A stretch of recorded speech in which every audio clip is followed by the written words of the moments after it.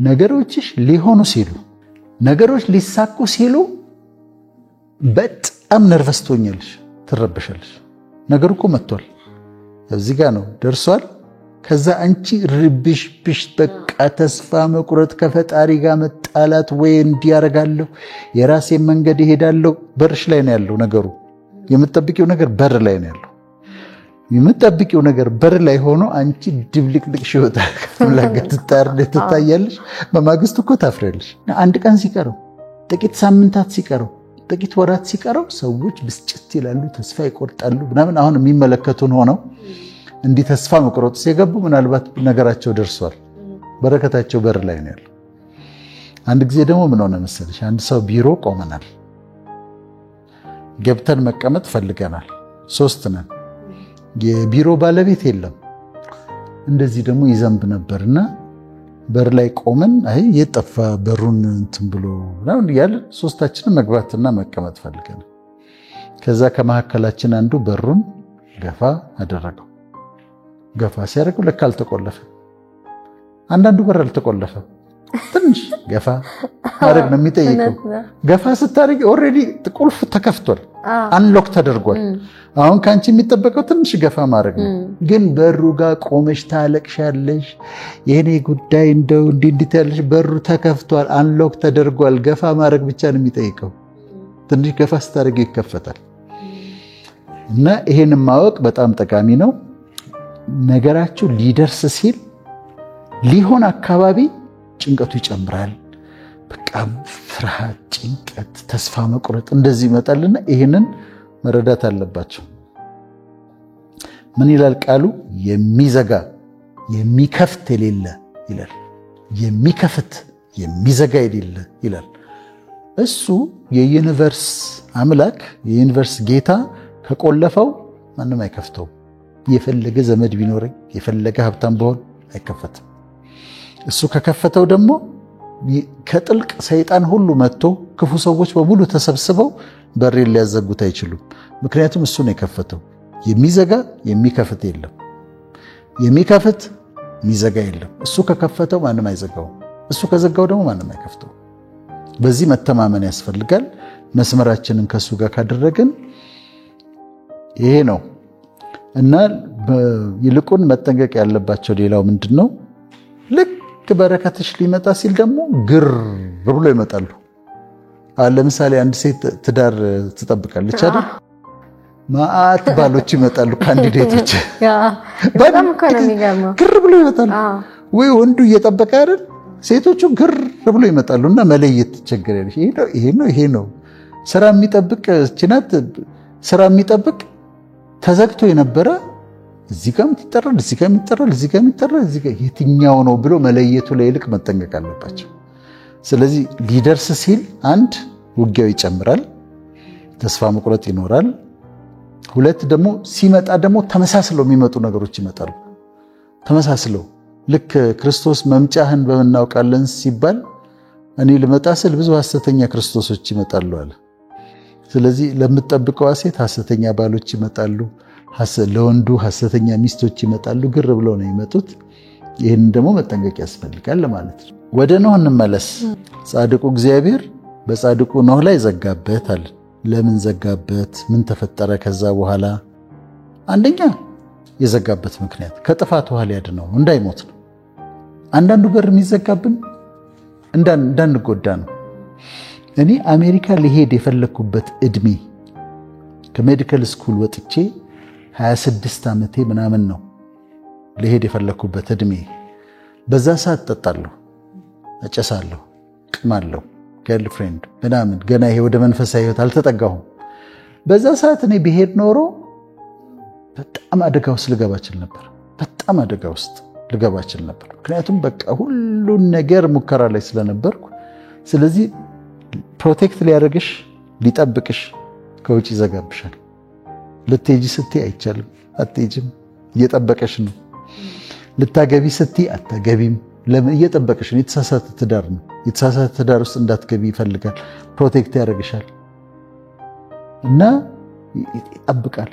ፕሮቴክት ሊያደርገን ይዘጋብናል። ይህም ማወቅ አለብን። አንዳንዱ ነገር ሲዘገይ እየጠበቀን እንደሆነ ማወቅ አለብን። አሁን በር የተዘጋባቸው ሰዎች የሚመስላቸው እንቅስቃሴ የሌለ ይመስላቸዋል በህይወታቸው። ግን ያ እየጠበቁ እያሉ ቅድም እንዳልሽ የተሰሩ ህይወታቸው ከፍ እያለ ነው። በር ዝግ ነው። አዎ። ያሰቡት ነገር አልተሳካም ገና። አዎ። በህይወታቸው ግን ከፍ እያሉ እየወጡ ነው። እንትን አይደለም፣ ስታቲክ አይደለም፣ ዝም ብሎ አይደለም እየጠበቃችሁ ያላችሁት። በዚህ በመሰራት ውስጥ እሱ ከውጭ ዘግቶ ግን ከፍ እያደረገው ነው ህይወታችሁን የሚል መልእክት ማስተላለፍ ፈልጋለሁ። ስለዚህ አንደኛ ከጥፋት ሊያድነን ነው፣ ሁለተኛ ከፍ ሊያደርገን ስለፈለገ ነው፣ ሶስተኛ እንዳንፈራቸው ብሎ ነው። የህይወትን ተግዳሮቶች እንዳንፈራቸው ብሎ ነው። አሁን ማጣት የሚያስፈራው ሰው አለ። አንቺ ማጣትን አይተሽዋል መርከብሽ ውስጥ። ስለዚህ አያስደነግጥሽም። ዛሬ እንትን የለም ታዲያ እንዲያርጊና ሽሮ ሰሪና በቃ ይሆናል። ታዲያ ማጣትን አውቀዋል። ህመም እንደዚህ መጣ፣ ያ መርከብ ውስጥ አይቼዋለሁ፣ ህመምን ይድናል፣ ችግር የለም ትያለሽ። እሱ ነው ሶስተኛው። አራተኛው ምንድነው በጣም ደስ የሚለኝ ያቺ መርከቧ ሄደችና ውሃው ከስር እየጨመረ ኖህ እንደተዘጋበት ነው፣ መውጣት አይችልም። አራራት ተራራ ላይ ወጣች። ተራራው ጫፍ ላይ ወጣች። ተራራው ጫፍ በጣም ይገርማል። ኖህ እኮ ቁጭ ብሎ ተዘግቶበት ምንም እየሰራ አይደለም ተዘግቶበት፣ ግን ውሃው ወስዶ ተራራው ጫፍ ላይ በኋላ እዛ ላይ ከወጣ በኋላ ነው ዝናቡ እንዳቆመ ውሃው የጎደለ ሲመስለው ቁራን ላከው ይላል። ቁራ ሄደ፣ በዛው ቀረ። ለዚህ ነው የቁራ መልእክተኛ የሚባለው። ለዚህ ነው ሄዶ የማይመለስ ማለት ነው። ከዛ እርግብን ላካት። እርግብን ሲልካት የለመለመ የወይራ ቅጠል ይዛለት መጣች እና ውሃው ጎሏል ማለት ነው። አሁን ከውጭ አይደል የተዘጋበት፣ አሁን ከፍቶ ሊያወጣው ነው ማለት ነው። ግን ምን ላይ ወጥቷል? ተራራ ላይ ወጥቷል። በእግሬ ልውጣ ቢለው የማይወጣውን ተራራ፣ ልፋት የሚሆንበትን ተራራ፣ ድካም የሚሆንበትን ተራራ ፈጣሪ ከውጭ ዘግቶበት ጨካኝ ነው የሚመስለው እኮ ጻድቁ በጻድቁ ላይ ሲዘጋበት፣ ከውጭ ዘግቶት ግን ውሃው ከፍ እያለ ተራራው ጫፍ ላይ ወጥቷል። አሁን እኮ በር ዘግታ የምታለቅሰዋ ነገሮች አልተሳኩልኝም ብላ የምታለቅሰዋ ሴት አታውቅም። ተራራው ጫፍ ላይ እኮ ወጥቷታል በህይወቷ። ከዛ በኋላ እኮ ኢዚ ነው፣ ነገሮች ቀላል ናቸው ከዛ በኋላ። እና ከፍ እያደረገሽ ነው፣ የተራራው ጫፍ ላይ እየወጣሽ ነው። አታልቅሺ አታልቅስ ለማለት ነው። ከዛ አምስተኛውን መሰለሽ ፍቅር በሩ ተከፍቶለት፣ አሁን የዘጋው ነው የሚከፍተው፣ በጊዜው ይከፍተዋል። አሁን ለኖህ በጊዜው ከፈተለት። ከውጭ ነው የዘጋበት፣ ከውጭ ከፈተለት። ሲወጣ ነው ሁሉም ነገር አዲስ ሆኗል። ሁሉም ነገር ተለውጦ አዲስ ሆኗል። ምድር አዲስ ሆናለች። በፊት የነበረው የለም፣ ይሄ የሚርመሰመሰው የለም። ምድር አዲስ ሆኗል። ህይወትሽን በአዲስ ነገር ለመሙላት ሲፈልግ ፈጣሪ ይዘጋብሻል።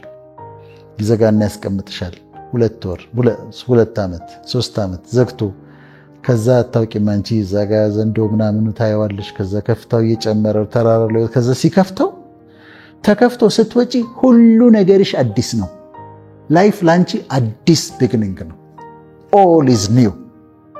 ስለዚህ አዲስ ቢግኒንግ ለመስጠት ይህን ኖ ከፍቶ ሲወጣ ተከፍቶለት ሲወጣ አዲስ ነው። ሁሉም ነገር አዲስ ነው። አሮጌው ነገር አልፏል።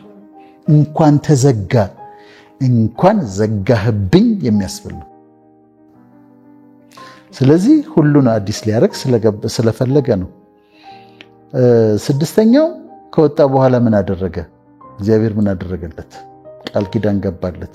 ካሁን በኋላ በውሃ እኔ አላጠፋም ማለት። ቀስተ ደመናን ባየን ቁጥር እኛ የምናስታውሰው ኖህን ነው። ኮቨነንት ነው፣ ቃል ኪዳን ነው። በር ይዘጋና ሁሉ ሰው ሲሳካለት አንቺ አይሳካልሽ። በር ይዘጋና ሁሉ ሰው ሲከናወንለት አንቺ አይከናወንልሽ። ሰው የሚያደርገውን አቶ ገንዘቡን የሚጫወትበት አንቺ ዕዳ ውስጥ ነሽ።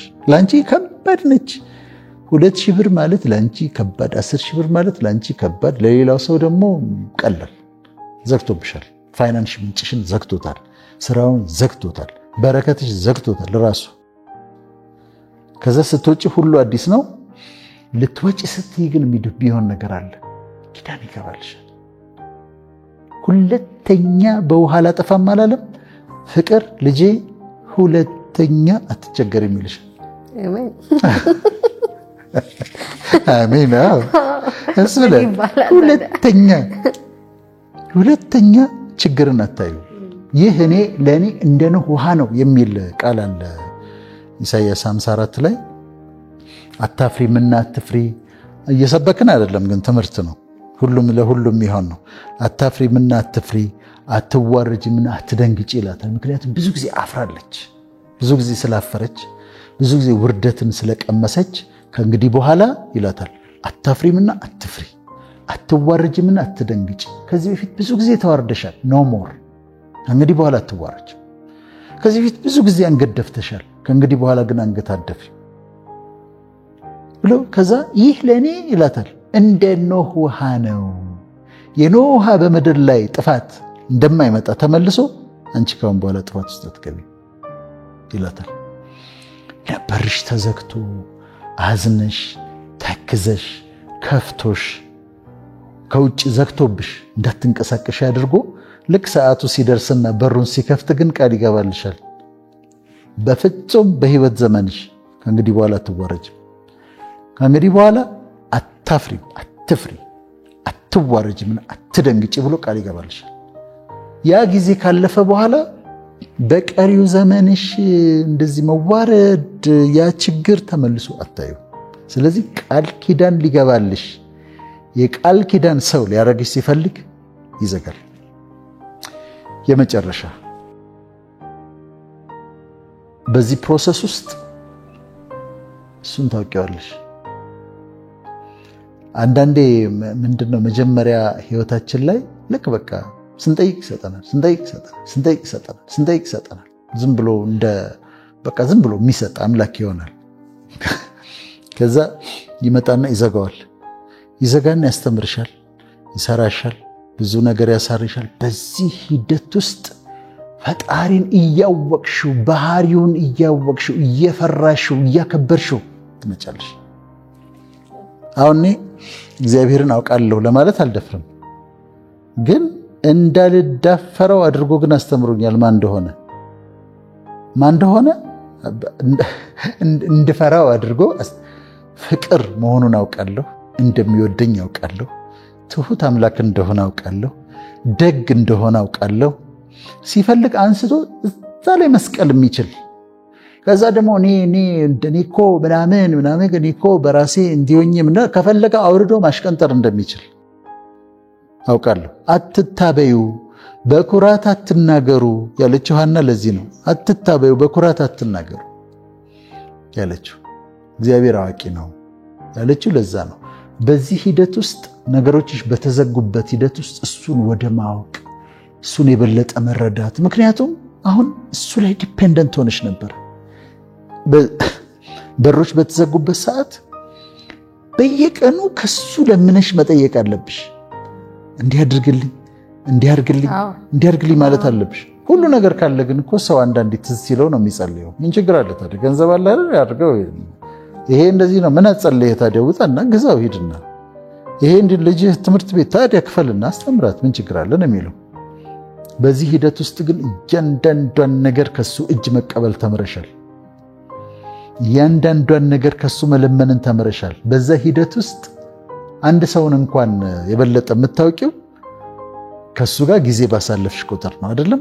ልክ እንደዛው በጣም ዲፔንደንት ስትሆኝ ፈጣሪ ላይ የበለጠ እያወቅሽው ትመጫለሽ። ስለዚህ በር የተዘገባችሁ ነርቨስ አትሁኑ፣ ጥላችሁ አትሂዱ፣ ተስፋ አትቁረጡ፣ ጸልዩ፣ ጠብቁ ለማለት ነው።